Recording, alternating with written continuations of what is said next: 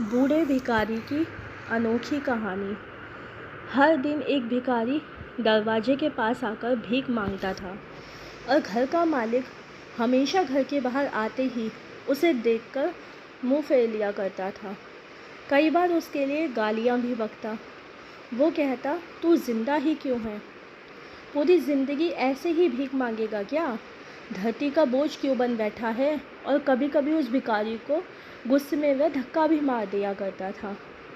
इतना कुछ हो जाने के बावजूद भिखारी के मुंह से सिर्फ यही निकलता कि भगवान तुम्हारे पापों को माफ़ करे।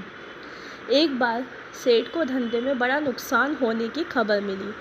सेठ बहुत परेशान था। तभी उसके दरवाजे पर वही भिखारी आया। गुस्से में अपना आपा खोते हुए सेठ ने उस भिखारी को पत्थर दे मारा।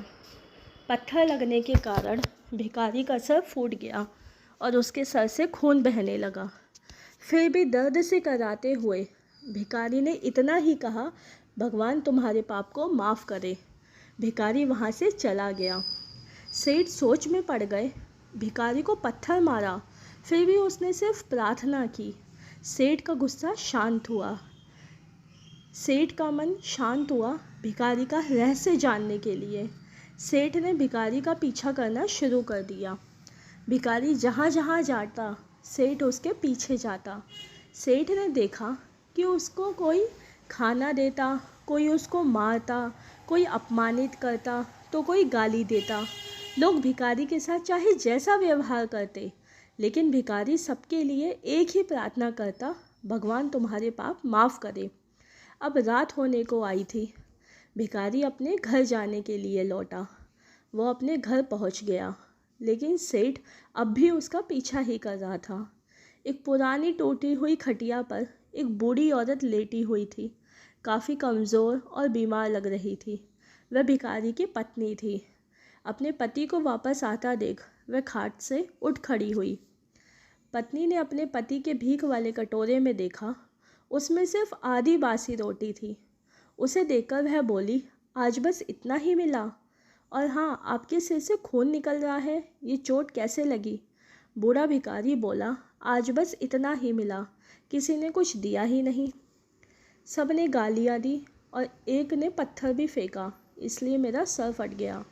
एक गहरी ठंडी सांस लेकर बूढ़ा भिखारी फिर से बोला, ये मेरे ही पापों का फल है। तुम्हें याद है कुछ सालों पहले हम कितने अमीर थे? क्या कुछ नहीं था हमारे पास। हमारे पास हर ज़रूरत से ज़्यादा चीज़ थी, लेकिन हमने कभी दान नहीं दिया। और उससे भी बुरा हमने उस अंधे भिखारी के साथ किया जो हमारे द्वार पर भीख मांगने आया करता था। बूढ़ी पत्नी की आंखों में आंसू आ गए। वह बोली, हाँ, हम उस बेचारे अंधे के साथ बहुत बुरा करते थे। उसका अपमान करते थे, उसे खाने के लिए रोटी की जगह कागज़ दिया करते, उसका मजाक उड़ाया करते और कभी कभी मारा भी करते। मैंने कभी उसको रास्ता नहीं दिखाया। एक बार मैंने उसके मुंह पर मिट्टी भी फेंकी थी और वह हमेशा दुखी होकर यही कहता कि भगवान तुम्हें तुम्हारे किए की सज़ा देगा, भगवान तुम्हारे पापों की सज़ा ज़रूर देगा।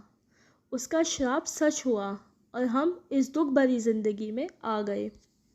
भिखारी बोला, हाँ, उसका श्राप सच हुआ, इसलिए मैं किसी को बद्दुआ नहीं देता। चाहे कोई मेरे साथ कैसा भी बर्ताव करे, मैं हमेशा उसके लिए प्रार्थना करता हूँ। मैं नहीं चाहता कि कोई भी हमारे जैसी ज़िंदगी का अनुभव करे, किसी को भी हमारे जैसे दुखों का सामना करना पड़े।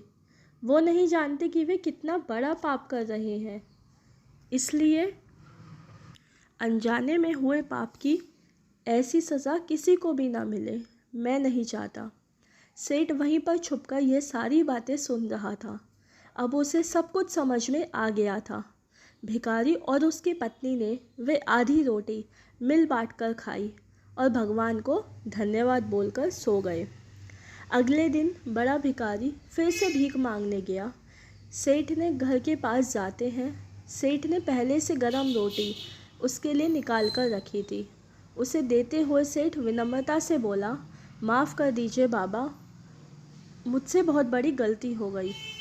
बूढ़ा भिखारी बोला, भगवान तेरा भला करे। इतना कहकर वह आगे निकल गया।